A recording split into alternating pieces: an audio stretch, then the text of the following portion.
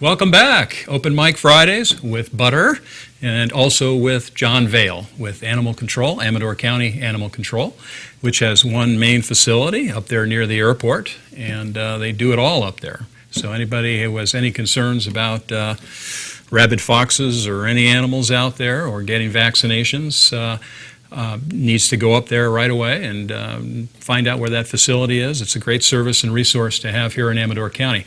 What we have to talk about in the second half of the show is just as important. We have a half-price adoption coming up on June the 1st, on Saturday, June the 1st, and the adoption of an animal normally costs how much? Normal adoption fee for a dog is $85, and for a cat is $50. But on June the 1st, we're doing Adopt-a-thon and open house. We do this every spring, and it's $42 for adoption of a dog and $20 for adoption of a cat. That includes the spay or neuter surgery, rabies vaccine, and other age-appropriate vaccinations, as well as a microchip. Well, that's quite a value. Hopefully Alan can show us some dogs and cats. I was up there, they have quite a few different animals that are adoptable. I mean, look at these guys, Howard and Coco. And he's looking at Pet Harbor website, Oh, yeah. which our animals are placed on there by our software. And so those adoptable animals that are listed, you can go to petharbor.com, put in your zip code. It's going to bring a list of shelters up. You choose ours or choose the one that's near you, and it will give you pictures of adoptable animals. Right. I think we also have Amador County's main website that has the animal control, animal shelters It does, right. section on it that'll have pictures of the adoptable and animals. It's exactly the same that embeds within our website when you're searching through our website directly. Great. So you can go directly online and see what's up there instead of always walking through and going in and checking. That's always fun to do, though. I'm surprised of finding that there was a little Australian, Shelby, little tiny little guy, so unimaginable. You see a little animal like that. Yeah, I can't go into shelters myself, but it's, as you can tell, I would bring an animal home every time I went to see it, John. I can't come by and ask you to go to lunch or something. I'll have to call you. But you didn't. Your self-control kicked in yesterday. I had a job to do. The animals, it was a work-related thing, and it was good. It was good that it was. You also have a number of different programs and volunteers, and the main one that I always see, especially with Susan over at the Feed Barn, is the APAL program. And they don't have a facility, but that's just a group of volunteers and people who work with APAL. How does APAL work? Right, well, APAL is a registered 501c3 nonprofit.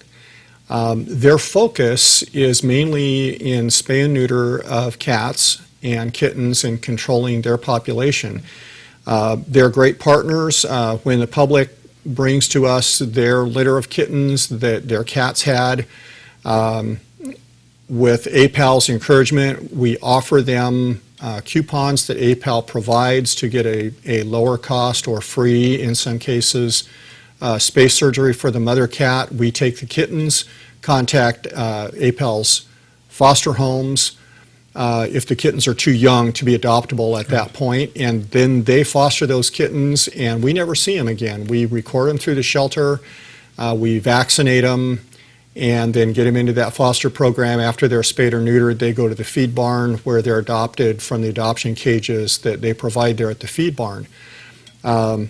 Also, we have other information for other APAL programs. They're providing certificates or coupons for discounts on spay and neuter for people's animals, and various other programs that we have the literature there at the shelter for. Now, when you encounter feral cats, first of all, that APAL service is invaluable. That's an amazing group of volunteers and the work that they do. We just sent in a small donation last week. I supervised that little check being written to APAL from TSPN. We don't donate to too many organizations. We can't afford to, but that is just, an important service for us. And, so we were happy to do that. But it was a very small donation. But the agencies and the importance of things, we also have the feral cat program out there, which is a big challenge. And now I know that when you go out to get a cat and you find that it's a feral cat, you do the spay and neuter thing as well, but then you bring it back to the location? How does that work? Well, animal control doesn't pick up cats. However, APAL have volunteers that can assist people if they need assistance or if the people trap them themselves. Many of those feral cats come to the animal shelter, and if the people say, no, I'm not the owner, I trapped it, I don't know if it belongs to someone, but it's feral and I don't want it reproducing, then we hold it to see if an owner is looking for it. There's a legal period of time that we hold it, and then we turn it over to the APAL Feral Cat Program. We provide them with the information on where it came from, and then it's up to them to do that with it. They send it to a veterinarian and have it spayed or neutered, so it's not going to be part of the reproduction issue. And then it's located to some appropriate place, whether it's appropriate to go back where it came from, since it's not going to reproduce, or whether they will find someone that's got an area, for example, person with property that's got a barn that they've got a rodent issue in or something can get these cats, and they won't reproduce. They'll help control rodents and be a benefit at the same time. Well, we should have enough barns in Amador County to accommodate a few of these feral cats, especially. You know, are there places throughout Amador County that are worse than others? With, you know, when I'm down in Volcano, I notice I see a lot of cats that seem to be feral, running all over the place. Do we have areas around Amador County that have more of a feral cat situation? There are areas where people have been, whether intentionally or inadvertently, providing food. If someone's feeding their own cats outside and not paying attention, they're going to attract feral cats. They're possibly going to attract wildlife as well. So there can be those populations of feral cats that expand rapidly if people don't control it. Well, I don't want to make it sound like you guys just handle little kittens and feral cats. You handle some big animals too. I mean, we have a very rural area. Are there ever any situations with mountain lions and big animals? Or? Well, we don't generally get involved with wildlife issues other than the fact that rabies interface that can happen between skunks and bats and domestic animals. But we refer people that have issues with the larger animals to Fish and Game. There's actually a biologist that's locally that works for Fish and Game that can advise them and maybe assist them with some of those issues. But we do get any kind of domestic animal that can be in our county, which includes horses and occasionally a cow. Usually the cattle, we can figure out where they're coming from and herd them back to that location and enclose them. We also have telephone numbers for a number of the ranchers so that we can make contact and hopefully get those back where they belong.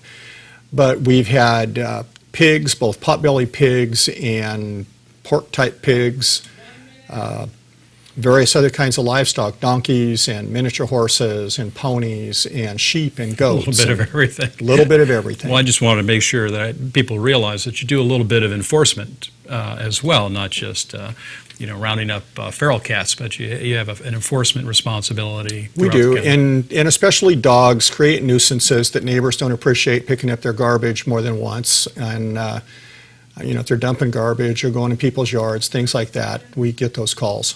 Well, we need you out there, and we appreciate you being out there. It's an important service, and we appreciate you coming on Open Mic Friday. I think that was very informative.